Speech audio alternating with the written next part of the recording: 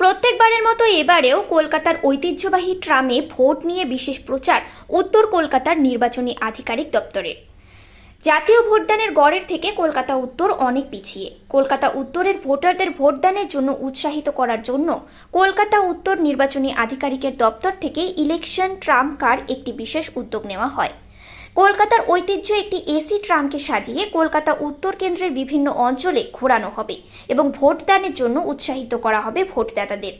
আজ 29 তারিখ এই ট্রামের উদ্বোধন করা হলো। আগামীকাল থেকে 5ই মে পর্যন্ত সকাল 10টা থেকে দুপুর 2টো পর্যন্ত এবং বিকেল 5টা থেকে সন্ধ্যে 7টা পর্যন্ত এসপ্ল্যানেড থেকে শ্যামবাজার পর্যন্ত এবং আবার শ্যামবাজার থেকে এসপ্ল্যানেড পর্যন্ত চলবে এই ট্রাম। ভেতরে থাকবে ডামি ভোটিং মেশিন। এই বিশেষ ট্রামে উঠতে কোনো টিকিট কাটতে হবে না যাত্রীদের। 30 এপ্রিল থেকে 5ই মে পর্যন্ত এই ট্রাম চালানো হবে। এই বিশেষ ট্রামে ভ্রমণ করবেন তাদের জন্য সম্পূর্ণ বিনামূল্যে এই পরিষেবা প্রদান করা হবে।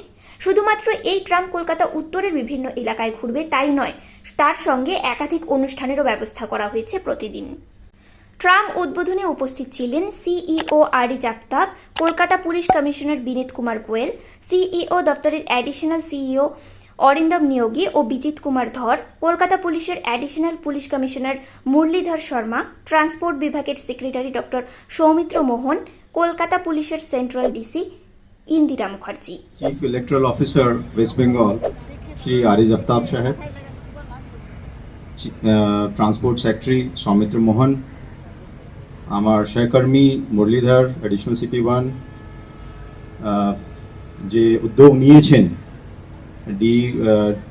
ডিও নর্থ ক্যালকাটা শুভাঞ্জন দাস, সমস্ত electoral officials who are present here, right from sector officers to the BLOs, other officers from the commission, friends from the media, ladies and gentlemen. This sweep awareness campaign has been going on for quite some time. এটা ইলেকশনের আগে এবং election announce হওয়ার আগেও চলছিল এবং election announce হওয়ার পরেও এই ইনিশিয়েটিভটা চলছে, কন্টিনিউয়াসলি চলছে। এই যে সুইপ অ্যাওয়ারনেস ক্যাম্পেইন আছে ওর মধ্যে ক্যালকাটা পুলিশ আমাদের পার্টনার হিসাবে district election officers DO north south and DO south 24 Parganas সবারই সঙ্গে আমরা মিলিয়ে কাজ করছি। আবার ডিজিটাল ডিসপ্লে বোর্ডস যতগুলো আছে যেখানে আপনারা সবসময় ট্রাফিক সাইবার সিকিউরিটি রিলেটেড মেসেজগুলো দেখেন, ওখানে ভোটার অ্যাওয়ারনেস ক্যাম্পেইনের মেসেজগুলো অনেকদিন ধরে চলছে। I am sure you must have noticed all this. We are continuing to partner with this, and Calcutta is one of the safest cities. আপনি সবাই জানেন, last 3 years the NCRB records talk about it. And I think the voter security is a very integral part of the entire election process. So we will, আমরা Calcutta police তরফ থেকে সমস্ত ভোটারদেরকে আশ্বাস দিচ্ছি, আমরা we will leave no stone unturned to see these elections are absolutely peaceful. এটা আমাদের তরফ থেকে আমাদের বিশ্বাস এবং আমরা আশা করি that more and more people will participate in the entire election process. They will come out and as such, as Soumitra had told me, earlier speaker had told you that I think the participation levels generally in Bengal are quite high, but I'm sure because of heat, the participation levels might be down in earlier phases, but we still have more than a month to go, so I'm sure this would pick up and more people will come out and participate in the entire process because we are one of the most vibrant democracies in the world. We are the largest democracy in the world. Voting is everybody's right, not just the right but the responsibility. Thank you so much. Shri Vinit Kumar Goel,